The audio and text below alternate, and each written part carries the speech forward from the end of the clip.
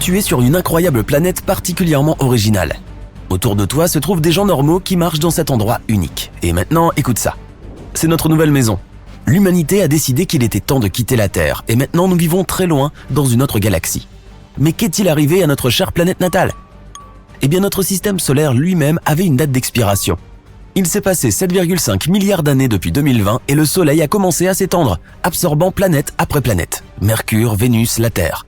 Cela dit, les conditions de vie sur Terre n'étaient plus adaptées à notre espèce depuis déjà bien longtemps. Retournons là-bas. Dans 4,5 milliards d'années, toute notre galaxie, la Voie lactée, connaîtra un incident incroyable.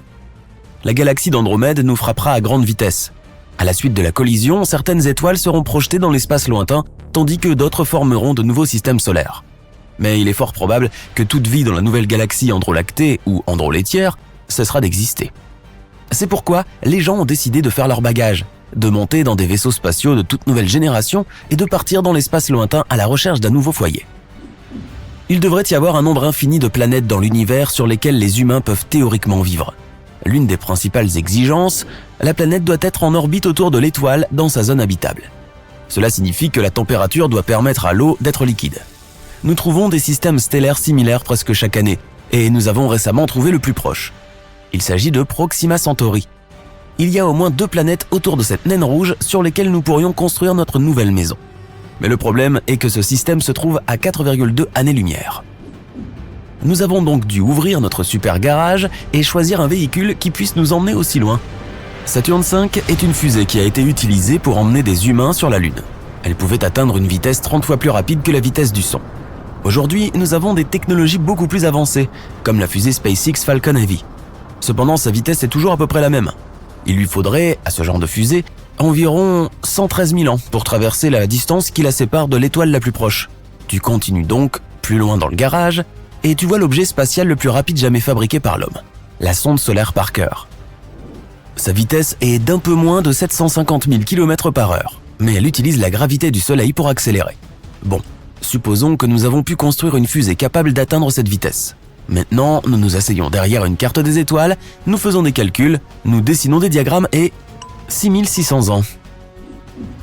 Et maintenant, regardons un photon. Ce sont les plus petites particules qui se déplacent à la vitesse de la lumière. Et une chose évidente te vient à l'esprit.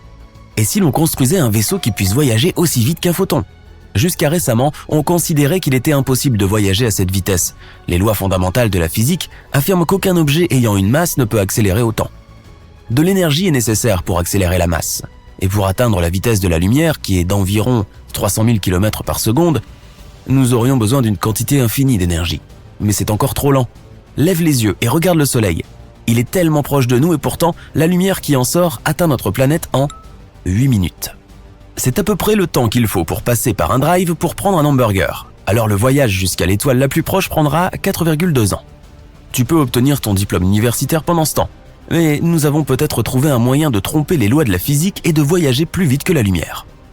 La distorsion. C'est une technologie qui manipule l'espace et le temps pour enfreindre les lois du mouvement. Dans la science-fiction, c'est une sorte de champ qui enveloppe un vaisseau spatial comme une bulle ou une coquille et lui permet de dépasser largement la vitesse de la lumière. Et nous disposons déjà d'une technologie similaire, en quelque sorte. C'est la propulsion alcubière. Comme il est impossible de se déplacer à la vitesse de la lumière dans l'espace-temps normal, le vaisseau doit se déplacer en comprimant l'espace devant lui et le dilater derrière lui. Ainsi, non seulement le vaisseau lui-même se déplace, mais aussi l'espace-temps à l'intérieur de cette bulle. En fait, cela permettra au vaisseau spatial de se déplacer à n'importe quelle vitesse, même si c'est 10 fois plus vite que la vitesse de la lumière. Mais pour déformer l'espace-temps, le vaisseau doit littéralement avoir une taille énorme. Il aura besoin d'une quantité d'énergie comparable à la quantité d'énergie de masse de toute la planète Jupiter. Mais lors de récents symposiums, les scientifiques ont commencé à laisser entendre qu'il y avait de l'espoir. En 2069, la NASA prévoit de lancer une mission interstellaire pour explorer les planètes habitables en dehors de notre système solaire. Nous ne connaissons pas encore les détails de cette mission. Elle n'a même pas encore de nom, mais elle sera dédiée au 100e anniversaire de la mission Apollo, le premier alunissage d'un homme sur la surface de la Lune. Ici, près de Pasadena, en Californie, un petit groupe de scientifiques du Jet Propulsion Lab de la NASA font de leur mieux pour que cela arrive en effet. Et leurs derniers calculs ont permis à tout le monde de crier « Eureka !». Il s'avère que l'anneau autour du vaisseau, qui est censé créer ce qu'on appelle un champ de distorsion, ne doit pas être parfaitement rond comme on le pensait auparavant. Il doit plutôt avoir la forme d'un beignet. Cela simplifierait énormément la conception et la construction. Et le mieux, pour tester cette technologie, un vaisseau spatial de la taille d'une sonde Voyager 1 sera suffisante. Les chercheurs visent aujourd'hui à atteindre au moins 10% de la vitesse de la lumière et à lancer la sonde vers Alpha Centauri. Dans ce cas, pour franchir la distance de 4,4 années-lumière, la sonde aura besoin d'environ 44 ans. À titre de comparaison, la mission Voyager 1 a été lancée le 5 septembre 1977. Après 43 ans, elle a parcouru environ 22,5 milliards de kilomètres et est l'objet le plus lointain fabriqué par l'homme. C'est aussi le plus solitaire de l'univers. Il a depuis longtemps quitté les limites de notre système solaire et se déplace plus loin dans l'espace.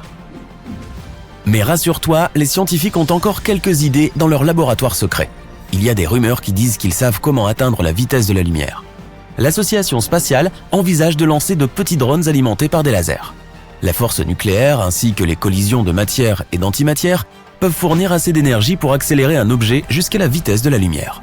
Mais leurs collègues d'un laboratoire voisin travaillent aussi très ardemment pour mettre en œuvre une autre technologie, la propulsion ionique. Elle utilise des particules de gaz accélérées par le champ électrique. Pour résumer, ta fusée normale va à toute vitesse. Elle accélère au maximum et brûle une quantité incroyable de carburant pour accélérer jusqu'à la vitesse dont elle a besoin. Mais la propulsion ionique est une vieille dame prudente au volant. Elle appuie lentement sur l'accélérateur et avance prudemment. À l'échelle de l'espace, la vieille dame sera plus efficace et pourra conduire beaucoup plus loin que le jeune homme casse-cou. Quelque chose à surveiller de près, donc. Cependant, un nombre indéterminé d'années s'écouleront avant qu'il existe un moyen de mettre vraiment en œuvre la propulsion par distorsion ou par ion. Nous voulons que l'humanité devienne interstellaire, mais d'abord, nous devons au moins s'assurer qu'elle peut se maintenir en vie. Actuellement, nous développons activement des technologies pour envoyer la première mission habitée sur Mars. La colonisation de Mars sera la première étape pour rendre notre espèce interstellaire. Ce sera une sorte de répétition avant de coloniser des planètes plus lointaines. Nous devons comprendre que même si les conditions sur les exoplanètes sont proches des nôtres, nous devrons quand même les terraformer. Nous devons tester notre technologie sur Mars pour la réchauffer à une température proche de celle de la Terre. Nous devons également augmenter la pression atmosphérique pour que l'eau puisse exister à l'état liquide et créer une couche d'ozone qui nous protégera du rayonnement solaire. Après cela, nous pourrons respirer librement à la surface de Mars sans combinaison spatiale. Nous devons maîtriser toutes ces technologies avant de pouvoir créer un véritable voyage par distorsion. Il y a des siècles, les gens naviguaient sur les océans et perfectionnaient leurs vaisseaux pour explorer pleinement notre planète. Aujourd'hui, nous serons la génération qui construira de nouveaux vaisseaux et fera de longs voyages en dehors de la Terre. La distorsion nous ouvrira des horizons incroyables. Jette un coup d'œil à notre galaxie. Il y a d'innombrables étoiles. Autour de chacune d'elles, il peut y avoir des planètes et, sur certaines d'entre elles, il peut y avoir de la vie. La distorsion nous permettra d'entrer en contact avec cette vie et d'explorer notre galaxie beaucoup plus rapidement. Et cet avenir est déjà proche. Bientôt, nous aurons la chance de rejoindre les pionniers, de revêtir de beaux costumes et de parcourir les étendues de l'espace à la recherche de nouvelles aventures. Y a-t-il un gigantesque méga-soleil au centre de notre Voie lactée? Les scientifiques ont effectivement cru cela pendant un certain temps, car c'est la région la plus lumineuse de la galaxie. Elle contient des millions d'étoiles concentrées dans une zone restreinte, appelée le bulbe galactique. Le bulbe galactique renferme une densité d'étoiles, par année-lumière bien supérieure à celle de toute autre partie de la galaxie. Il peut être jusqu'à 10 millions de fois plus dense que notre secteur. Parfois, les étoiles y sont séparées par seulement 5 jours-lumière, ce qui correspondrait à la présence d'une autre étoile dans notre système solaire, à peine au-delà de Pluton, à l'échelle spatiale. Mais qu'est-ce qui explique une telle densité? Lors de la formation des galaxies, de grandes quantités de gaz et de poussière se réunissent en sous l'influence de la gravité. Ces matériaux s'accumulent et finissent par former des étoiles. La gravité et le moment cinétique trouvent un équilibre, donnant lieu à une structure en disque plat avec un cœur dense et lumineux, présentant souvent une forme bombée. Les étoiles poursuivent leur existence tranquille, et lorsqu'elles atteignent la fin de leur cycle de vie, elles s'effondrent sous leur propre poids, ce qui entraîne la formation d'un trou noir. Les trous noirs sont avides de tout ce qui les entoure, et plus ils absorbent de matière, plus ils grossissent.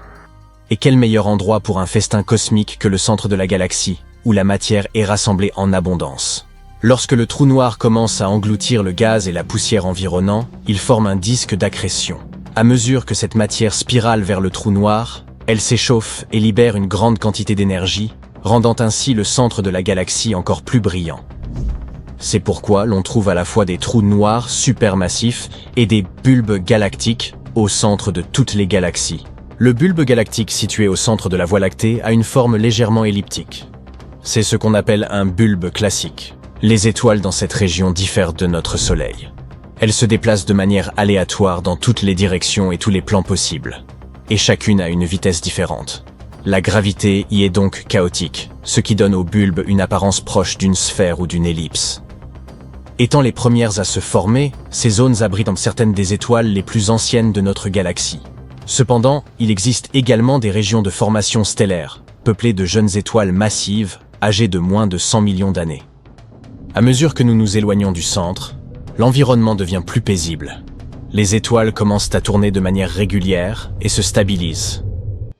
Actuellement, la Terre se trouve dans l'un des bras spiraux de la Voie lactée, nommé le bras d'Orion, situé à une grande distance du bulbe galactique. Dans notre voisinage, les étoiles sont généralement séparées par 4 ou 5 années-lumière. Cela implique que la majeure partie d'une galaxie est en réalité constituée d'un espace noir et vide. Notre trou noir s'appelle Sagittaire A étoile. Il est immense, avec une masse représentant environ 4 millions de fois celle de notre Soleil. Sa taille est également d'environ 51 millions de kilomètres de diamètre, ce qui est comparable à la distance entre Mercure et le Soleil. Mais ne vous inquiétez pas, il ne menace pas d'engloutir la Voie lactée ni de nous absorber. Ces trous noirs sont en réalité très petits comparés à l'ensemble de la galaxie et ne peuvent consommer que ce qui se trouve à proximité. Actuellement, de nombreuses étoiles orbitent autour de Sagittarius A étoile. Bien qu'il émette une énorme quantité d'énergie, sa lumière est difficile à observer depuis la Terre, sans un important effort scientifique. Mais pourquoi ne voyons-nous pas le centre de notre propre galaxie? Le bulbe galactique est si lumineux qu'à 26 000 années-lumière de distance, nous devrions le voir briller intensément dans notre ciel. Et pourtant, ce n'est pas le cas. La raison en est la poussière interstellaire. Il y a une grande quantité de poussière entre nous et le noyau galactique, ce qui absorbe la majorité de la lumière visible. Nous ne pouvons observer le noyau galactique qu'en utilisant d'autres types de lumière, comme l'infrarouge proche ou les rayons gamma. La NASA dispose d'images du noyau prises dans différents types de lumière, montrant à quel point le centre est extrêmement lumineux sans la poussière qui obstrue notre vue. Cependant, toutes les régions lumineuses ne sont pas cachées par le gaz et la poussière.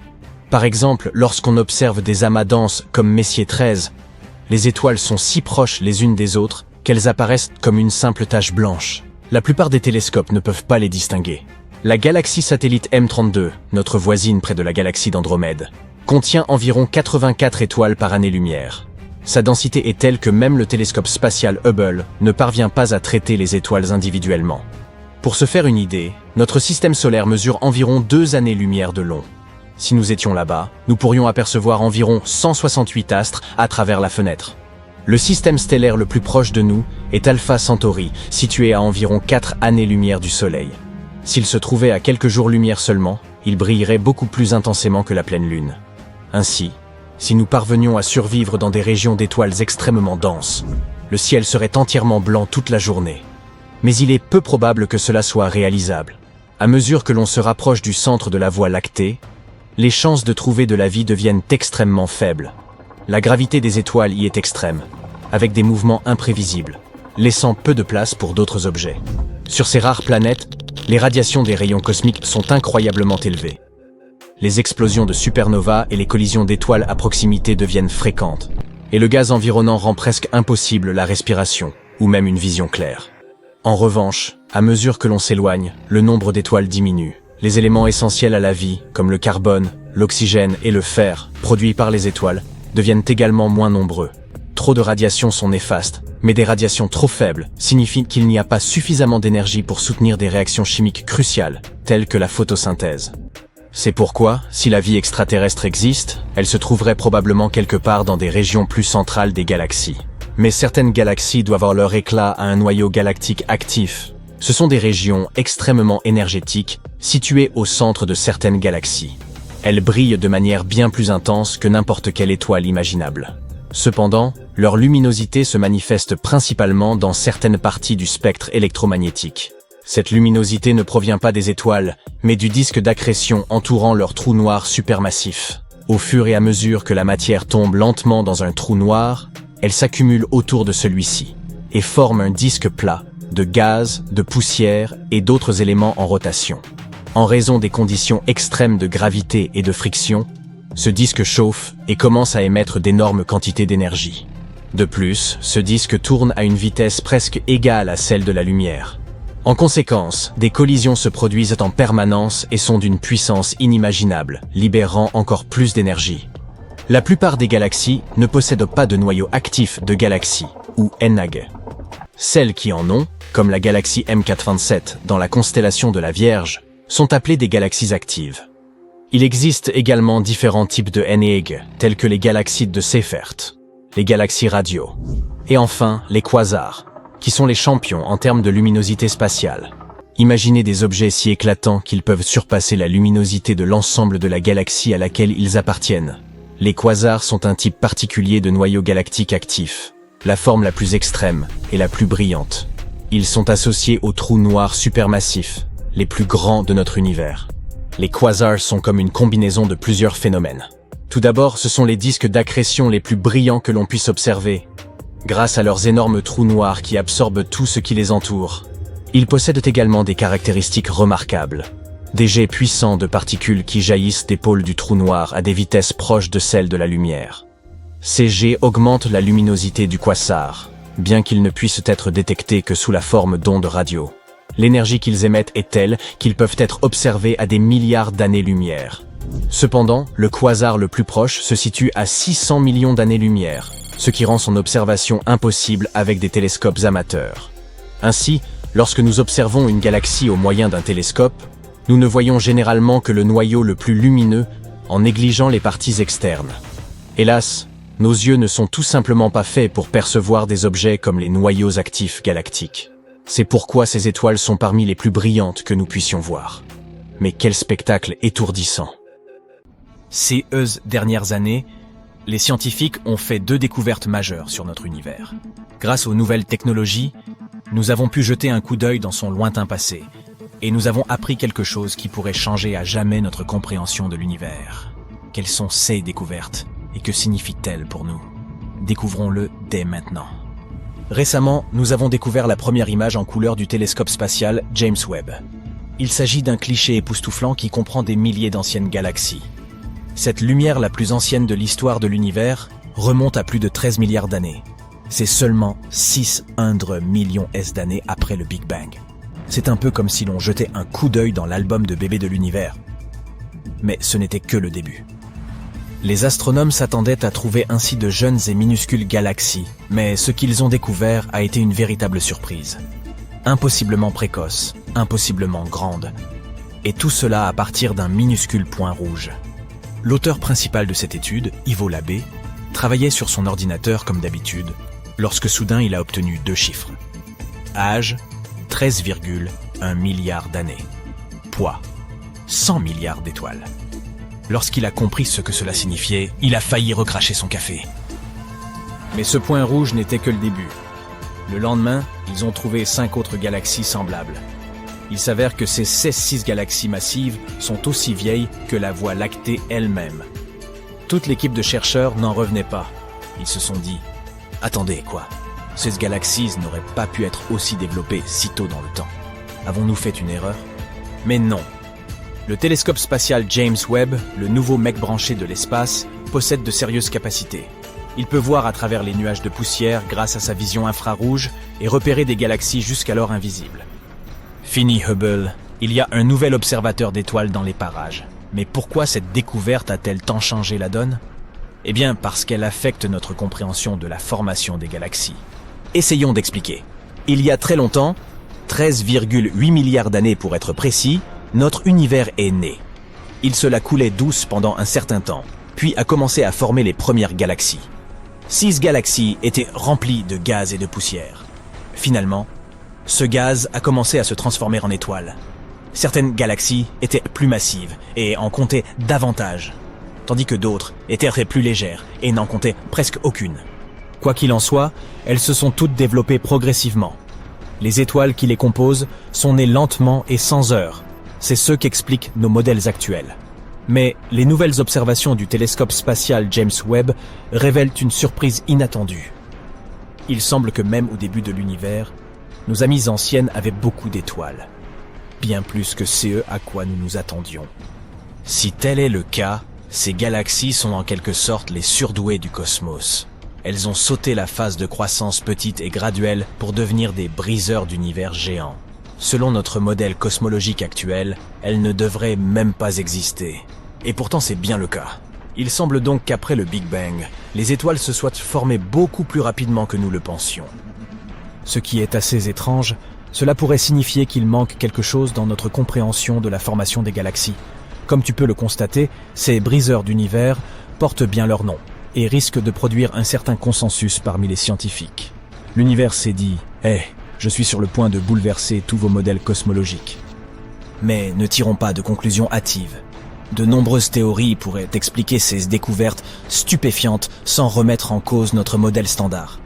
Par exemple, la lumière que nous observons ne provient peut-être pas des étoiles, mais des disques tourbillonnants qui entourent les trous noirs supermassifs. Tissus colosses cosmiques peuvent engloutir de la matière et recracher un spectacle lumineux éblouissant. L'œil avisé du télescope James Webb détecte ces énigmatiques disques d'accrétion comme jamais auparavant. Ou peut-être, ces galaxies jouent-elles à cache-cache avec nous? Peut-être y a-t-il d'autres éléments de l'histoire que nous n'avons pas encore découverts. Après tout, l'univers est vaste et mystérieux, et nous ne faisons que commencer à en effleurer la surface. Oh là, ralentissons un peu. Avant même d'essayer d'expliquer tout cela, nous devons confirmer si ces anciennes galaxies sont vraiment si vieilles. Même s'il ne s'agit que de trous noirs supermassifs, il s'agit toujours d'un changement stupéfiant. Nous devrons attendre environ 1 an pour le savoir. Une chose est sûre, le télescope spatial James Webb nous a donné une précieuse leçon. Il faut s'attendre à l'inattendu. Et ce n'est que le début de celui-ci. L'équipe d'Ivo Labé n'est pas la seule à avoir fait une telle percée. Il y a aussi une équipe qui prétend avoir percé les secrets du passé de l'univers. Ce qui vaut 2 prix Nobel en soi. Faisons fi du télescope spatial, James Webb. Cette découverte est due à une antenne plus petite qu'un réfrigérateur et qui coûte un peu moins de 5 millions de dollars. C'est la chasse aux bonnes affaires dans l'espace. Les astronomes ont capté ce signal qui leur a réservé quelques surprises. Il provient des premières étoiles de notre univers, à l'époque où elles commençaient à peine à scintiller. On peut redire bonjour à nos ancêtres célestes. Le signal était plutôt étrange par ailleurs. Les températures étaient anormalement basses, et une onde très prononcée a laissé les astronomes perplexes. Quelle pouvait être la cause de tout cela? Il existe une théorie. La matière noire pourrait être en cause. Si tel est le CA, nous pourrions être à l'aube d'une grande découverte. Imagine que tu regardes le ciel nocturne rempli d'étoiles, mais qu'il y a quelque chose d'autre que tu ne peux pas voir. C'est comme un manteau invisible qui recouvre l'univers tout entier. Les scientifiques appellent cette chose mystérieuse la matière noire. La matière noire est comme le fantôme de notre monde. Elle n'émet, n'absorbe ni ne reflète aucune lumière. Nous ne pouvons pas la voir avec des télescopes ou avec nos yeux. C'est pourquoi nous l'appelons matière noire. Mais si nous ne pouvons la détecter d'aucune manière, comment savons-nous qu'elle existe? Grâce à son attraction gravitationnelle. Un jour, nous avons remarqué que notre compréhension de la création des galaxies était erronée. D'après nos calculs, elles auraient dû être constituées d'un amas de gaz chaotique. Mais quelque chose les a maintenues ensemble, les transformant en spirale, comme une sorte de colle invisible. Nous nous sommes alors demandé si cette colle invisible n'existait pas réellement. Si la Lune était invisible, nous soupçonnerions quand même qu'elle existe quelque part, parce que sa gravité affecte les marées de la Terre. C'est également le cas de la matière noire. Sa gravité influence le mouvement des galaxies et d'autres objets cosmiques. En fait, la matière noire représente une grande partie de l'univers, environ 27% de celui-ci. En outre, la matière normale que nous pouvons voir, comme les étoiles, les planètes et les galaxies, ne représente qu'environ 5% de l'univers. Ainsi, même si nous ne pouvons pas voir la matière noire, il y en a en réalité plus dans l'univers que tout ce que nous pouvons distinguer. Les scientifiques tentent encore de déterminer si la matière noire existe et de quoi elle peut être constituée. Certaines théories suggèrent qu'elle pourrait être formée de particules exotiques, bien différentes des particules auxquelles nous sommes habitués. D'autres pensent qu'il pourrait s'agir d'une forme de matière étrange, encore non découverte, qui n'interagirait pas du tout avec la lumière. Quoi qu'il en soit, il s'agit d'un mystère intrigant. Et si nous confirmons un jour l'existence de la matière noire, notre compréhension du monde changera à jamais. Tu comprends maintenant pourquoi l'excitation de la communauté scientifique est palpable. Si cette découverte est confirmée, nous aurons la première preuve réelle de l'existence de la matière noire. Cette découverte pourrait même être plus importante que celle du Big Bang lui-même, car, comme le disent les astronomes, nous sommes faits de matière stellaire et nous entrevoyons donc notre origine. Mais bien sûr, nous devons encore attendre et explorer tout cela dans les moindres détails. En science, il ne faut jamais tirer de conclusions hâtives. Et pendant que les chercheurs étudient ces questions, nous serons ici, cramponnés à nos sièges, à attendre la prochaine superproduction spatiale. L'univers ne cesse de nous étonner par ses merveilles. Qui aurait pu imaginer qu'une si petite et si humble antenne puisse révéler de tels secrets cosmiques? Cela prouve que dans l'immensité de l'espace, même les plus petites découvertes peuvent avoir le plus grand impact. Continuons à regarder vers les cieux, et qui sait quelles autres surprises cosmiques attendent d'être découvertes. Bang! Ou devrais-je dire Big Bang? Le Big Bang. Après le Big Bang, l'univers ressemblait à un bouillon de protons, de neutrons et d'électrons. Après avoir commencé à se refroidir, les protons et les neutrons se sont mis à se combiner, formant d'abord des atomes ionisés d'hydrogène et plus tard d'hélium. Ces atomes ionisés d'hélium et d'hydrogène ont attiré les électrons, les transformant en atomes neutres. En conséquence, la lumière a pu se déplacer librement pour la toute première fois, puisqu'elle n'était plus dispersée par des électrons libres. Qu'est-ce que cela signifie?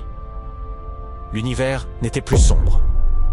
Toutefois, il a fallu attendre quelques centaines de millions d'années après le Big Bang pour que les premières sources de lumière commencent à apparaître. C'est à ce moment-là que l'obscurité cosmique a vraiment pris fin. Nous ne savons pas avec certitude à quoi ressemblait la première lumière de l'univers, ni comment les premières étoiles se sont formées. Heureusement, le télescope spatial James Webb nous aide à trouver des réponses. Comment? Tout simplement parce qu'il s'agit d'un télescope infrarouge. Pourquoi est-ce important? Essayons de comprendre. Imaginez une étoile. C'est une très vieille étoile, peut-être la première. La lumière quitte cette étoile il y a 13,6 milliards d'années et entreprend un incroyable voyage à travers l'espace et le temps. Elle doit arriver jusqu'à nos télescopes. Lorsque cette lumière nous parvient, sa couleur ou sa longueur d'onde vire au rouge. C'est ce que nous appelons un décalage vers le rouge. Ce décalage est dû au fait que, lorsqu'il s'agit d'objets très éloignés, la théorie de la relativité générale d'Einstein entre en jeu. Selon cette théorie, l'expansion de l'univers signifie également que l'espace entre les objets s'étire, ce qui les éloigne les uns des autres. Mais ce n'est pas tout. La lumière s'étire également, ce qui la déplace vers des longueurs d'onde plus grandes. Finalement, cette lumière nous parvient sous forme d'infrarouge. En d'autres termes, le décalage vers le rouge signifie que la lumière émise à l'origine par les premières étoiles ou galaxies sous forme de lumière ultraviolette ou visible est décalée vers des longueurs d'onde plus rouges au moment où nous l'apercevons ici et maintenant. Pour les objets les plus éloignés ayant un décalage vers le rouge très élevé, ce minimum de lumière visible est déplacé dans la partie du spectre électromagnétique située dans l'infrarouge proche et moyen. C'est pourquoi, pour voir ces objets spatiaux, nous avons besoin d'un télescope superpuissant. Le télescope Webb peut voir jusqu'à 100 millions ou 250 millions d'années après le Big Bang, ce qui est incroyablement impressionnant. En observant l'univers dans l'infrarouge, le télescope James Webb nous permet donc de voir des choses qu'aucun autre télescope ne nous a jamais montrées auparavant. L'objectif principal de cet incroyable appareil est d'étudier la formation des galaxies et des étoiles apparues dans les premiers instants de l'univers. Pour remonter aussi loin dans le temps, il faut regarder plus loin dans l'espace. Tout cela parce qu'il faut du temps à la lumière pour voyager jusqu'à nous. Par conséquent, plus nous regardons loin, plus nous remontons dans le temps. Pour trouver les premières galaxies, James Webb va effectuer un relevé ultra profond de l'univers dans le proche infrarouge. Il poursuivra ensuite avec d'autres méthodes de recherche. Comme vous vous en souvenez, au début de l'univers, le gaz entre les étoiles et les galaxies était opaque et la lumière énergétique des étoiles ne pouvait pas le pénétrer. Puis, environ 1 milliard d'années après le Big Bang, il est soudain devenu complètement transparent. Pourquoi? Le télescope James Webb a peut-être trouvé la réponse. À un moment donné, les étoiles des premières galaxies ont émis suffisamment de lumière pour ioniser et chauffer le gaz qui les entourait. Cela a permis de dégager la vue pendant des centaines de millions d'années. Les connaissances les plus récentes des scientifiques portent sur une période appelée ère de réionisation. À cette époque, l'univers a subi des changements spectaculaires. Après le Big Bang, les gaz de l'univers étaient incroyablement chauds et denses. Des centaines de millions d'années se sont ensuite écoulées et le gaz s'est refroidi. C'est alors qu'il s'est passé quelque chose d'étonnant. C'est comme si l'univers avait appuyé sur le bouton « Répéter ». Le gaz est redevenu ionisé et chaud. Ce phénomène pourrait être dû à la formation des premières étoiles. Ensuite, des millions d'années plus tard, ce mélange est devenu transparent.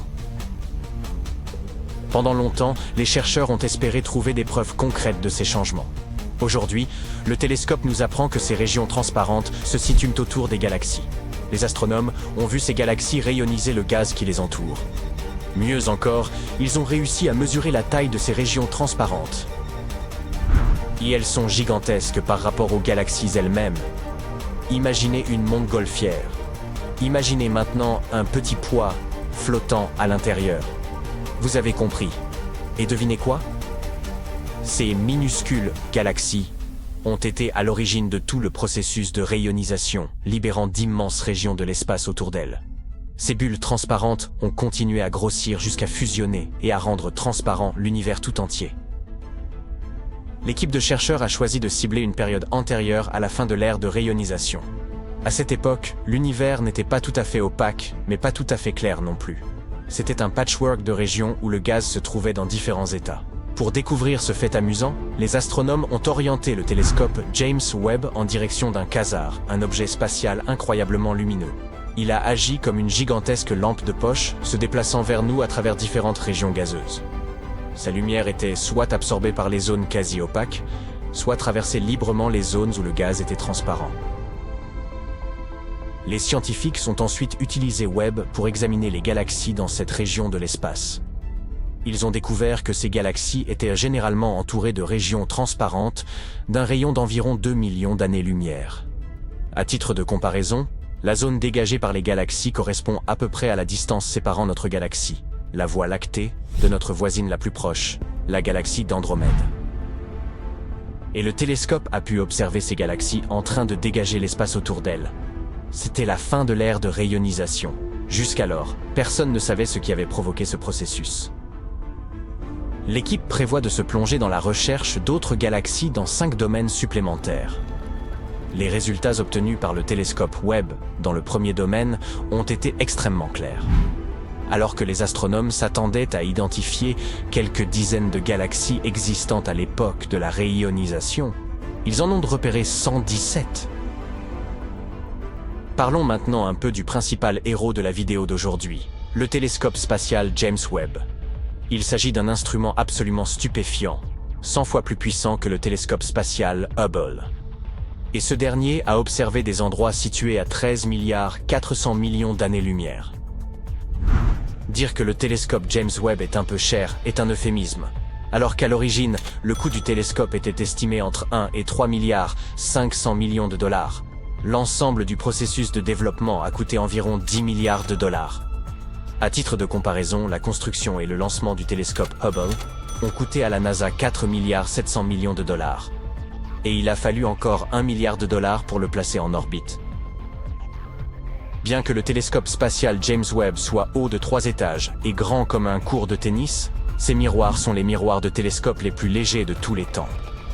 Au cours du processus de fabrication, leur poids a été réduit de 92%. Lorsque vous les regardez, les miroirs du télescope semblent être en or. En réalité, ils sont en beryllium. Il s'agit d'un métal gris acier, léger et fragile. Une couche d'or est appliquée sur chaque miroir, c'est vrai. Mais ils ne peuvent pas être fabriqués entièrement en or, car ce matériau précieux a tendance à se dilater et à se contracter, même en cas de faible variation de température. Ainsi, la quantité totale d'or contenue dans le télescope spatial James Webb est inférieure à 60 grammes, soit un morceau d'or de la taille d'une balle de golf. Et les plaques d'or qui recouvrent le miroir ont une épaisseur inférieure à 1000 atomes. En ce qui concerne les capacités du télescope, il serait capable de voir clairement un penny américain à 38 km de distance et un ballon de football à 547 km. Le côté télescope du James Webb se refroidit lui-même et sa température ne dépasse pas les moins 223 degrés Celsius. C'est assez froid pour rendre l'azote liquide.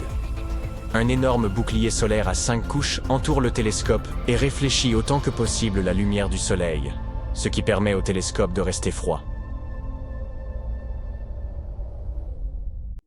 Elles ne devraient pas exister. Personne ne s'attendait à les découvrir. Les scientifiques ne parviennent pas à expliquer leur formation. Et pourtant, ça n'a pas empêché le télescope spatial James Webb de les identifier.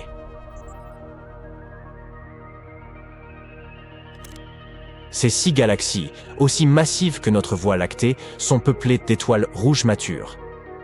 Elles se trouvent si loin de nous qu'elles apparaissent comme de minuscules points rouges, même pour ce télescope de pointe. Les astronomes ont analysé la lumière émanant de ces galaxies et ont estimé leur âge. Elles seraient apparues 500 à 700 millions d'années après le Big Bang. Jusqu'ici, rien d'étonnant. Les galaxies aussi jeunes ne sont pas vraiment rares. Les scientifiques pensent que les premiers amas d'étoiles ont pu émerger peu de temps après que l'univers a quitté ce qu'on appelle l'âge sombre, qui correspond aux 400 premiers millions d'années de son existence. À cette époque, seul un épais brouillard d'atomes d'hydrogène remplissait le cosmos. Ce qui est particulièrement étrange à propos de ces galaxies, c'est leur taille démesurée et l'âge avancé des étoiles qui les composent. Cela contredit les théories actuelles sur l'apparence et l'évolution de l'univers dans ses premières années. De plus, ces observations diffèrent de celles effectuées précédemment par le télescope spatial Hubble, le prédécesseur moins avancé de James Webb. Alors, selon les scientifiques, à quoi sont censées ressembler ces premières galaxies? La réponse est simple, jeunes et petites. En effet, jusqu'à présent, la plupart des galaxies de l'univers primitif découvertes étaient des bébés de l'espace, petites et bleutées. Elles semblaient n'avoir émergé que récemment de la soupe cosmique primordiale et étaient encore en train de former leurs premières étoiles et d'autres ensembles. La plupart des jeunes étoiles sont en réalité bleues. En vieillissant, elles acquièrent une teinte plus rougeâtre après avoir brûlé leur carburant stellaire et refroidi. C'est pourquoi les astronomes ne s'attendaient pas à découvrir des étoiles rouges vieillissantes dans les anciennes galaxies que le télescope James Webb a été conçu pour observer. Une autre surprise inattendue aurait été de découvrir des galaxies plus massives qu'1 milliard de soleils. Et pourtant, c'est bel et bien ce qui s'est produit. Les galaxies récemment découvertes sont presque aussi immenses que la Voie lactée, avec des masses respectives seulement 2 à 4 fois moindres. Le plus étonnant est que ces galaxies étaient déjà aussi vastes, alors que l'univers n'avait atteint que 3% de son âge actuel. Mais avant que les astronomes ne révisent leurs théories afin d'expliquer comment des galaxies tellement immenses ont pu se former si rapidement après le Big Bang, il est crucial de vérifier que ces observations ne soient pas dues à un autre phénomène spatial. Même dans ce cas précis, la plupart des théories alternatives nécessitent l'introduction de concepts entièrement nouveaux. L'une de ces théories propose que les étoiles dans l'univers primitif émettent de la lumière de manière inhabituelle. Étant donné que les astronomes n'en étaient pas conscients, cette possibilité n'a pas été incluse dans leur modèle. Ou bien, ce que nous savons de la formation des étoiles pourrait être inapplicable à l'univers primitif. Si l'une de ces théories s'avérait exacte, cela révolutionnerait complètement notre compréhension de la formation stellaire. Passons maintenant à l'appareil qui a permis aux astronomes de découvrir ces galaxies extraordinaires. Le télescope spatial James Webb est une merveille technologique environ 100 fois plus puissante que le télescope spatial Hubble. Et Hubble, en son temps, a pu observer des objets situés à 13,4 milliards d'années-lumière. Le télescope James Webb est également très coûteux, et c'est un euphémisme. Bien que son coût initial ait été estimé entre 1 et 3,5 milliards de dollars, le développement complet aura finalement coûté la bagatelle de 10 milliards.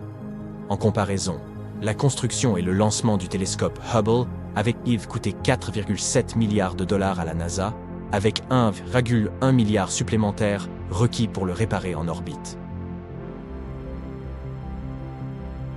Bien que le télescope spatial James Webb ait la hauteur d'un bâtiment de 3 étages et la taille d'un court de tennis, ses miroirs sont les plus légers parmi tous ceux des grands télescopes jamais construits. Lors de leur conception, leur poids a été réduit de 92%. À première vue, les miroirs du télescope semblent être faits d'or, mais ils sont en réalité composés de beryllium, un métal léger et fragile, de couleur gris-acier. Bien qu'un revêtement en or soit appliqué à chaque miroir, ils ne peuvent pas en être entièrement fabriqués, car ce matériau précieux se dilate et se contracte avec les variations de température. De fait, la quantité totale d'or utilisée dans le télescope James Webb est inférieure à 57 grammes, ce qui représente une pièce d'or de la taille d'une balle de golf. Les couches d'or qui recouvrent les miroirs ont une épaisseur de seulement 1000 atomes. Quant aux capacités du télescope, il peut distinguer nettement une pièce d'1 centime à une distance de 38 km et un ballon de football à 550 km.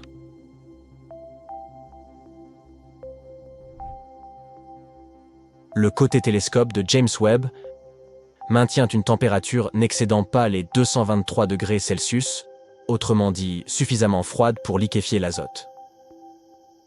Un bouclier solaire géant à 5 couches entoure le télescope et réfléchit la lumière solaire, permettant ainsi de garder l'appareil à une température peu élevée.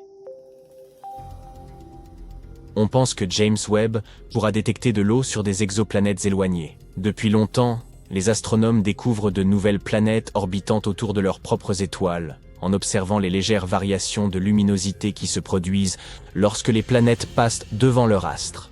De plus, il est possible d'analyser la signature spectrale de la lumière pour déterminer la composition chimique d'une planète. Les signatures les plus fortes et les plus lisibles apparaissent dans le spectre infrarouge. Et, devinez quoi? Le télescope James Webb est équipé d'instruments infrarouges de pointe. Ceux-ci peuvent aider les scientifiques à découvrir de nouvelles planètes et même à identifier la présence d'eau sur celles-ci. Le télescope a été lancé près de l'équateur car la rotation de la Terre y est légèrement plus rapide, donnant ainsi une impulsion supplémentaire à la fusée. Une fois que le télescope spatial James Webb sera à court de carburant, il continuera de graviter autour du Soleil indéfiniment. Bien que l'engin n'ait pas été conçu pour être entretenu ou amélioré, il pourrait potentiellement être ravitaillé par des robots, ce qui prolongerait sa durée de vie. Au départ, les astronomes Citéonfum étaient convaincus qu'il faudrait du temps à James Webb pour découvrir quoi que ce soit d'excitant. Ils pensaient que les premières galaxies observées seraient si sombres et si petites que le télescope ne découvrirait que quelques rares candidates éloignées. Cependant, les résultats ont surpassé toutes leurs attentes. Dès la diffusion des premières images, les scientifiques ont commencé à découvrir d'innombrables galaxies, vastes, brillantes et remarquablement anciennes. La compétition entre groupes de recherche pour repérer de nouveaux amas battant tous les records perdure encore aujourd'hui. Un astronome a même affirmé que la communauté scientifique était en effervescence, car personne n'avait vraiment anticipé de résultats aussi spectaculaires. L'un des principaux objectifs du télescope Webb est d'observer la lumière des toutes premières étoiles et galaxies de l'univers. Hélas, plus un objet est déjà éloigné, plus il s'éloigne rapidement de nous, et plus la lumière qu'il émet doit parcourir de distance, s'étirant ainsi vers l'infrarouge du spectre, un phénomène connu sous le nom de décalage vers le rouge en astronomie. Pourtant, grâce à ces instruments infrarouges de pointe, James Webb peut nous révéler des mondes jusqu'alors invisibles. Grâce à ce télescope, nous avons pu observer des galaxies incroyablement lointaines, formées il y a environ 13,8 milliards d'années. Cela signifie que la lumière détectée par James Webb a mis plus de 13 milliards d'années pour atteindre la Terre. Pouvez-vous imaginer ce que ça représente? Parmi ces galaxies, l'une se distingue particulièrement. Elle semble être la plus ancienne jamais découverte par les astronomes. Elle se nomme Galas ZM13 et remonte à seulement 300 millions d'années après le Big Bang. La galaxie la plus ancienne, précédemment identifiée par les scientifiques, GN-Z11, avait été découverte par le télescope spatial Hubble et date de 400 millions d'années après le Big Bang. Au cours de cette période à peine explorée, les toutes premières galaxies et étoiles ont commencé à émerger. Mais comment ce processus s'est-il déroulé exactement? Personne ne le sait avec certitude, du moins pour l'instant. Ce phénomène pourrait dépendre de lois physiques inconnues, incluant l'influence de la matière noire et de l'énergie sombre, ou de certaines interactions encore peu étudiées entre le gaz, la poussière et la lumière stellaire. Le fait est que, grâce au télescope Webb, les scientifiques peuvent désormais tester leurs théories sur les événements survenus après la naissance de l'univers. Au cœur de la galaxie se trouve un objet mystérieux, tel qu'aucun astronome n'en a jamais observé. Il traverse le ciel comme une étoile filante sous caféine. Quelle est donc cette mystérieuse forme floue? Et quel est son lien avec le trou noir qui se trouve au centre de notre galaxie? Découvrons-le ensemble. Cette chose s'appelle Xept. Il s'agit de la mystérieuse tache qui tourne autour du trou noir supermassif de notre galaxie depuis des décennies. Certains affirment même qu'il rôderait dans les parages depuis des centaines d'années. Nous ne savons que peu de choses au sujet de Xept. Par exemple, il pèse environ 50 fois le poids de notre Terre. Cela peut sembler énorme pour un terrien, mais à l'échelle de l'espace, c'est une goutte d'eau dans l'océan. Xept se déplace également très vite, avec une vitesse pouvant atteindre les 1100 km par seconde. C'est plus rapide que lorsque tu essayes d'attraper la dernière part de pizza avant que ton colocataire ne s'en empare. Mais quelle est vraiment cette chose? Une étoile magique que nous n'avions jamais remarquée auparavant? Un vaisseau spatial extraterrestre? Eh bien, il existe quelques théories liées au futur destin tragique de cet objet. Et hélas pour lui, les jours de Xept sont comptés.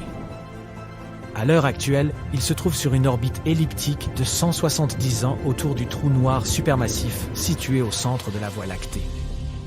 Mais il n'ira pas beaucoup plus loin. Chaque année, il se rapproche de plus en plus du trou noir et dans quelque temps, il sera d'abord spaghettifié. Oui, c'est un vrai terme scientifique, puis finalement aspiré pour ne plus jamais être vu. Des trous noirs supermassifs se trouvent au centre de toutes les galaxies, y compris la nôtre, la Voie lactée. Ces trous noirs ont une telle masse qu'ils déforment l'espace-temps, obligeant les étoiles proches à orbiter autour d'eux à des vitesses phénoménales. Ils jouent le rôle d'aspirateur cosmique en captant tous ceux qui s'en approchent. Le trou noir au centre de notre galaxie porte le nom de Sagittarius à étoiles. On dirait le nom d'un célèbre streamer, n'est-ce pas? Mais cet objet céleste est bien plus impressionnant qu'un simple mortel. Il pèse environ 4 millions S de fois plus lourd que notre Soleil, ce qui signifie qu'il pourrait probablement dévorer tout notre système solaire en guise de petit déjeuner. Mais ne t'inquiète pas, ce trou noir peuvent sembler effrayants, mais en réalité, ils sont bien trop petits pour rivaliser avec une galaxie entière. Ils n'aspireront que quelques étoiles parmi les plus proches, et c'est tout. De plus, Sagittarius à astérisque ne semble pas avoir beaucoup d'appétit. On remarquait qu'il était plutôt calme ces derniers temps, ce qui est une assez bonne nouvelle pour tout le monde. Mais même s'il était très gourmand, il ne représenterait aucune menace pour nous. Ce trou noir se trouve à plus de 26 000 années-lumière de notre planète. Depuis la Terre, nous avons détecté sa présence dans la constellation du Sagittaire. En 2022, la collaboration des radiotélescopes Event Horizon a produit la toute première image de Sagittarius à astérisque. Des années de travail et de progrès technologiques auront été nécessaires pour capturer cette image étonnante. Et c'est la deuxième photo jamais prise d'un trou noir dans l'histoire. La première avait été publiée en 2019 et montrait le trou noir supermassif appelé M87 étoile. Oui, ils ont tous les deux étoiles dans leur nom. Ne cherche pas à comprendre, c'est comme ça. Quoi qu'il en soit, tu te souviendras peut-être de cette photo comme de la toute première image d'un authentique trou noir. Elle a fait l'objet d'une véritable campagne virale sur l'internet. Et ce trou noir, même 87 astérisque, situé dans la galaxie Messier 87, est bien plus effrayant que Sagittarius A astérisque. Tu pensais que 4 millions de masses solaires, c'était impressionnant? Alors que dirais-tu de 2,5 milliards de masses solaires? Men 87 est un véritable monstre. Il est également connu pour ses prodigieux jets de plasma, si puissants qu'ils s'étendent à des milliers d'années-lumière depuis le centre du trou noir. Si Men 87 astérisque était un super-héros, ce serait Iron Man avec ses rayons répulseurs à fond. Bon, techniquement, tu ne peux pas prendre de photo d'un trou noir en lui-même, puisqu'il est estimate, tout noir. Aucune lumière ne peut échapper à son emprise. Mais l'anneau orange qui brille sur cette photo montre clairement la matière qui entoure Sagittarius A*. Il s'agit du disque d'accrétion, un disque tourbillonnant de gaz chaud qui s'enroule en spirale autour du centre, s'échauffant à des millions de degrés au cours du processus. C'est comme un gigantesque tourbillon de flammes sans aucune échappatoire. L'ombre au centre indique le trou noir lui-même. À l'intérieur de cette ombre se trouve l'horizon des événements. L'horizon des événements est la limite autour du trou noir, au-delà de laquelle rien, pas même la lumière, ne peut échapper à son attraction gravitationnelle. C'est le point de non-retour, où la force de gravité est telle que même l'objet le plus rapide de l'univers, la lumière, ne peut s'en échapper. Une fois l'horizon des événements franchi, tu es condamné à tomber vers le centre du trou noir, où les lois de la physique telles que nous les connaissons n'ont plus cours. Et c'est exactement le sort qui attend notre malheureux Xept. En ce moment même, le nuage de matière est étiré et distordu par de puissantes forces de marée. D'ailleurs, avant de connaître une fin prématurée, Xept devrait nous donner un sacré spectacle. On prévoit qu'il atteindra le point le plus proche du trou noir au cours de son orbite, que nous appelons Périastre, d'ici 2036. Lorsqu'il sera finalement déchiré par les forces gravitationnelles de Sagittarius A*, il se pourrait que l'on assiste à un véritable feu d'artifice. Mais ce n'est pas le plus important. Le plus drôle, c'est que la fin annoncée de Xept pourrait nous aider à comprendre enfin ce que c'est que cette chose. Une équipe de scientifiques a étudié la façon dont l'étrange tache gravite autour du trou noir. C'est alors qu'ils ont découvert que Xept s'était étiré jusqu'à atteindre presque le double de sa longueur initiale. Qu'est-ce que cela signifie ? Eh bien, cela suggère que Xept est probablement constitué de débris éjectés lors d'une récente collision entre deux étoiles. Oui, tu as bien entendu. Comme un accident de voiture dans l'espace. Imagine ceci. Deux étoiles tombent amoureuses et commencent à se tourner autour pendant de nombreuses années. Ensuite, elles finissent par fusionner. À ce moment-là, elles éjectent des tonnes de gaz et de poussière. C'est peut-être cette danse cosmique qui a donné naissance à notre bébé Xept. C'est un peu comme les miettes laissées sur la table après un gigantesque festin spatial. Ce genre de phénomène est en fait assez courant, en particulier autour des trous noirs.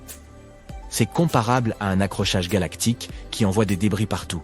Et à vrai dire, l'univers est rempli de telles taches mystérieuses. On les appelle les objets G. Non, ils n'ont rien à voir avec les Men in Black, mais ils sont tout aussi mystérieux et insaisissables. Cela fait plus de 20 ans que les astronomes s'interrogent sur ces objets. Ils ressemblent à des nuages de gaz, mais se comportent comme des étoiles. C'est comme s'ils n'arrivèrent pas à décider s'ils voulaient être un nuage ou un astre. Allez les gars, décidez-vous enfin. Les objets J s'étirent au plus près du trou noir central, mais en ressortent intacts. Comme un élastique qui s'étire, mais ne se rompt pas. Les scientifiques pensent qu'il s'agit d'étoiles qui ont fusionné en une seule. Ce faisant, elles produisent également un énorme nuage de gaz qui masque le résultat à la vue de tous. Un peu comme lorsque tu portes un gros pull, pour que personne ne sache que tu as pris quelques kilos en trop. Et puis, une étude publiée en 2021 a révélé que l'un de ces objets, J2, était en fait un nuage moléculaire dissimulant 3 bébés étoiles. Quel rebondissement! Mais Xept est le mouton noir de cette étrange famille de nuages. Il est sensiblement différent des objets G, un peu comme le cousin bizarre que tu ne vois qu'une fois par an lors des réunions de famille. Son évolution a été plus spectaculaire. De plus, il n'est pas maintenu par une masse abritée en son centre. Alors, à quoi doit-il son intégrité? À la poudre de perlimpinpin? À la magie? Nous avons besoin de réponses. C'est pourquoi les scientifiques pensent que Xept n'est pas un objet G en soi, mais des débris qui en seraient issus. Ou peut-être pas. Nous n'en savons rien. Les possibilités sont infinies, et c'est ce qui rend l'astronomie si passionnante. Gardons donc les yeux rivés sur le ciel et voyons quels autres objets étranges nous attendent. Qui sait, peut-être découvrirons-nous un autre corps mystérieux, et cette fois, ce sera un vaisseau spatial? Alors ça, ce serait génial. Attache ta ceinture, nous mettons le cap sur les endroits les plus bizarres de notre univers. Tu vas découvrir des phénomènes parmi les plus mystérieux auxquels peu de gens ont assisté. Récemment, des astronomes ont découvert que le trou noir supermassif au centre de notre galaxie natale, la Voie lactée, pourrait bien fuir. Qu'est-ce que ça change ?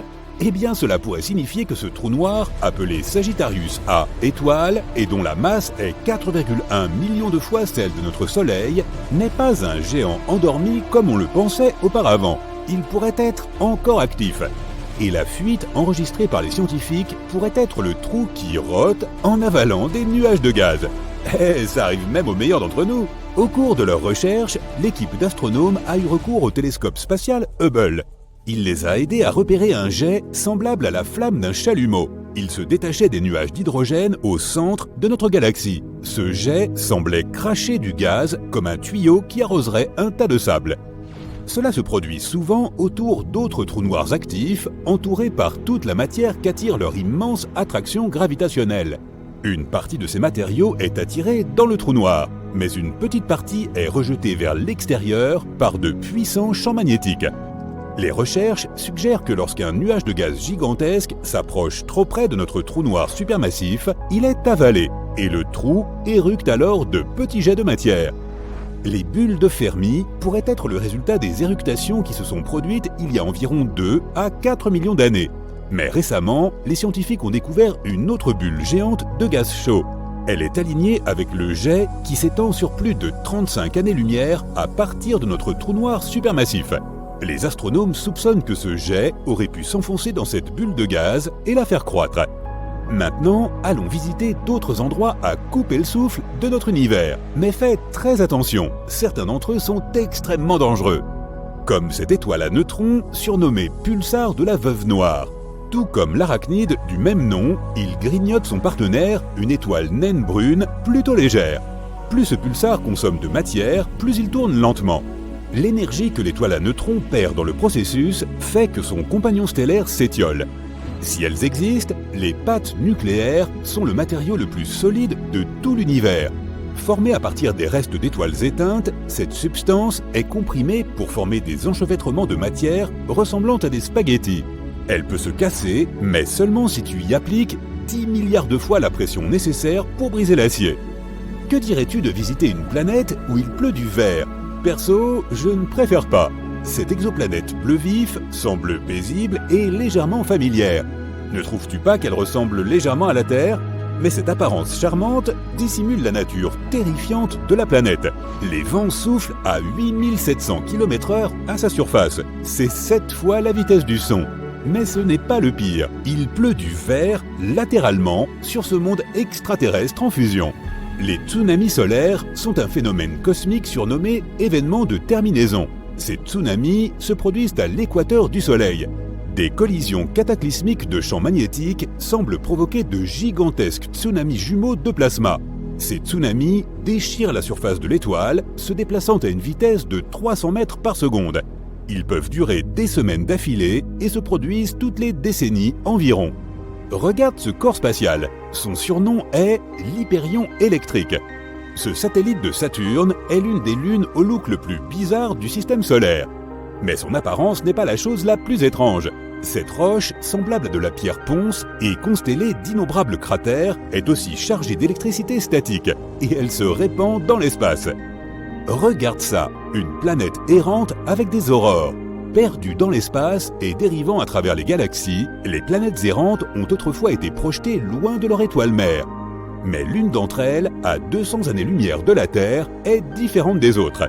C'est un objet de la taille d'une planète, mais avec un champ magnétique 200 fois plus puissant que celui de Jupiter. Ce champ est si puissant qu'il génère des aurores scintillantes dans l'atmosphère de la planète. Reste loin des trous noirs. Est-il nécessaire de le rappeler ? Oui, ils font partie des objets les plus périlleux de l'univers. Mais qu'en est-il des mini-trous noirs ? Contrairement à leurs frères et sœurs massifs, les hypothétiques mini-trous noirs pourraient être vraiment minuscules, pas plus gros qu'un atome. Mais même ainsi, un seul de ces objets minuscules aurait la masse d'1 millier de voitures. Une théorie prétend que des tonnes de micro-trous noirs auraient pu être créés juste après le Big Bang et le début de l'univers. Certains scientifiques vont même jusqu'à affirmer que quelques mini-trous noirs traversent notre planète chaque jour. Ah, je parie que tu vas aimer notre prochain arrêt, une planète de glace brûlante. La lointaine exoplanète Gliese 436b, d'une taille comparable à celle de Neptune, est un paradoxe. Elle est faite de glace chaude. La planète effectue une orbite complète autour de la naine rouge Gliese 436 en seulement 2 jours. Cela signifie qu'elle voyage remarquablement près de son étoile mère. C'est peut-être la raison pour laquelle les températures de la planète descendent rarement en dessous de 430 degrés Celsius. Mais la chose la plus étrange, la planète abrite d'énormes volumes de glace d'eau, connus sous le nom de glace X, qui restent solides malgré les températures étouffantes. Si tu aimes les bijoux, ce prochain monde est fait pour toi, une planète de diamants. À environ 4000 années-lumière de la Terre, il existe une planète qui pourrait bien être qu'un énorme diamant. La planète est plus dense que toutes les autres découvertes jusqu'à présent et se compose principalement de carbone. Elle est si dense que les astronomes pensent que ce carbone pourrait être cristallin et cela pourrait signifier qu'au moins une partie de la planète est faite de diamants. Des lunes en orbite autour d'autres lunes pourraient bien exister, ou pas.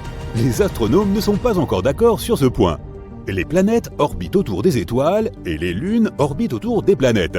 Mais alors, pourquoi ne peut-il pas y avoir des lunes de lune, également connues sous le nom de sous-satellites, sous-lunes ou lunettes? Les chercheurs affirment que les sous-lunes pourraient bien exister. Mais la Lune haute doit être suffisamment massive, la sous-Lune suffisamment petite, et il doit y avoir une vaste distance entre ces lunes et la planète haute. Maintenant, nous t'emmenons dans la galaxie des fossiles cosmiques. DGSAT-1 est aussi grande que la Voie lactée, mais elle semble presque invisible car ses étoiles sont réparties de façon incroyablement éparse. Mais ce qui rend cette galaxie unique, c'est qu'elle trône absolument seule, contrairement aux autres galaxies de ce type. Celle-ci se trouve généralement dans des amas galactiques. Cela pourrait signifier que DGSAT-1 s'est formé à une époque différente, probablement 1 milliard d'années à peine après le Big Bang. Et si c'était vrai, cette galaxie serait un véritable fossile cosmique. Maintenant, tu ne pourras pas tellement admirer le prochain phénomène spatial, et cela parce que les gens ne peuvent pas percevoir la lumière infrarouge. Or, le phénomène dont nous parlons est un flux infrarouge provenant de l'espace. Les étoiles à neutrons sont les noyaux effondrés ultra denses d'étoiles géantes. Elles émettent généralement des rayons X ou des ondes radio. Mais en 2018, des astronomes y ont découvert un étrange flux de lumière infrarouge. Il semblait provenir d'une étoile à neutrons située à 800 années-lumière de notre planète. Ce signal a probablement été généré par un disque de poussière entourant l'étoile, mais cette théorie n'a pas encore été démontrée. Derrière l'orbite de Neptune se trouve la mystérieuse ceinture de Kuiper remplie d'immenses objets glacés. Mais le plus curieux dans cette formation spatiale, c'est que les scientifiques ne parviennent pas à expliquer son mouvement. La seule explication qu'ils possèdent est que Neptune pourrait cacher à notre vue une planète gigantesque. Cette planète hypothétique a déjà reçu le nom de planète 9 et il ne nous reste plus qu'à attendre que son existence soit confirmée. Ou pas. Rendons maintenant visite à notre étoile. Mais nous devons faire attention à ne pas nous approcher de trop près, car l'atmosphère du Soleil est plus chaude que la surface de l'étoile même. Alors qu'à la surface, les températures atteignent 5500 degrés Celsius, la haute atmosphère se réchauffe à des millions de degrés. Les scientifiques soupçonnent que les explosions de chaleur en provenance du Soleil pourraient avoir un lien avec un phénomène unique. Voici un objet spatial qui vaut aussi la peine d'être visité. Haumea, une planète naine en orbite dans la ceinture de Kuiper, a une étrange forme allongée ainsi que 2 lunes. Un jour sur cette planète dure 4 heures, ce qui en fait l'objet massif qui tourne le plus vite de notre système solaire. Mais la chose la plus mystérieuse au sujet d'Haumea est que la planète est aussi entourée d'un mince anneau de 60 km de large. Des sons étranges et inhabituels sortis de nulle part se répandent dans toute notre galaxie, se répétant constamment, et nous n'avons jamais rien entendu de tel auparavant. Les scientifiques l'ont découvert en 2020 et cela ne ressemblait à aucune des autres signatures énergétiques qu'ils avaient déjà étudiées. Des signaux radio clairs et puissants se produisent de temps à autre et disparaissent mystérieusement en l'espace d'une journée. Cela ne correspond au profil d'aucun corps spatial que nous connaissions. Le signal est un peu irritant et il disparaît de façon aléatoire. Lorsque les scientifiques ont essayé de faire correspondre le signal avec les observations d'autres télescopes, il avait disparu. Les étoiles de faible masse émettent parfois des ondes radio, mais pas ici car leur équivalence s'exprime surtout en rayons X. Les étoiles effondrées très denses comme les pulsars et les magnétars ne constituent pas non plus une explication possible. La solution la plus proche qu'ils aient trouvée est une classe mystérieuse d'objets que nous connaissons sous le nom de source radio du centre galactique, GCRT. Il s'agit d'une source radio qui brille et s'illumine rapidement. Elle se désintègre près du centre de notre galaxie et pourrait nous aider à percer les mystères de l'univers. Si tu avais une voiture volante capable d'accélérer à la vitesse de 95 km/h, tu n'aurais besoin que d'1 heure pour aller dans l'espace. La Lune est un peu plus loin, 400 000 km, soit environ 10 fois la circonférence de notre planète. Cela signifie qu'un voyage sur la Lune reviendrait à faire le tour du globe 10 fois de suite, ce qui prendrait moins de 6 mois. Un voyage vers Pluton prendrait plus de 800 ans. Proxima b est la voisine semblable à la Terre la plus proche que nous ayons. C'est un petit monde rocheux qui tourne autour de l'étoile voisine la plus proche de notre Soleil. Elle tourne autour de la zone habitable de son astre, une zone suffisamment éloignée de toute autre étoile pour que les conditions y soient modérées. Ni trop froide, ni trop chaude, et pour que l'eau liquide puisse exister, du moins hypothétiquement. Si tu essayais de te rendre sur Proxima b à une vitesse de 40 200 km/h, ce qui est la vitesse des fusées lunaires Apollo, il te faudrait plus de 112 000 ans pour y arriver, et tu ne pourras peut-être pas respirer là-bas. Personne ne sait si Proxima b possède une atmosphère. Les humains explorent l'univers en permanence, mais nous ne pouvons voir qu'environ 5% de la matière qui s'y trouve, et Albert Einstein a été le premier à réaliser que l'espace vide n'est pas vraiment vide. Tout ce que nous ne pouvons pas voir est en fait composé de matière invisible, aussi appelée matière noire, combinée à une chose appelée énergie noire. Si tu essayais de verser de l'eau dans l'espace, en dehors d'un vaisseau spatial bien sûr, elle se mettrait immédiatement à bouillir ou à s'évaporer. C'est parce qu'il n'y a pas d'air ni de pression atmosphérique dans l'espace.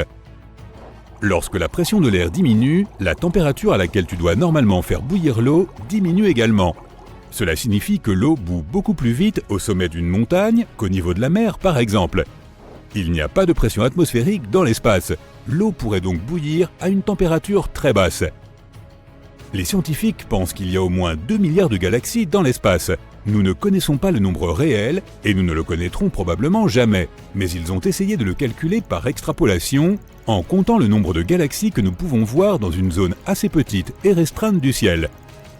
On pourrait croire que l'univers est parsemé d'étoiles et de quelques planètes ici et là, mais notre galaxie natale compte au moins 100 milliards de planètes. Si tu remplis un ballon d'hélium et que tu le lâches, tu remarqueras qu'il volera très haut. Il montera dans l'atmosphère, mais n'ira pas dans l'espace.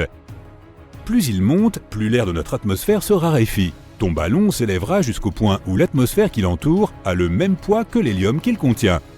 Cela se produira à une hauteur d'environ 32 km au-dessus de la surface terrestre. C'est donc l'altitude maximum qu'un ballon à l'hélium puisse atteindre.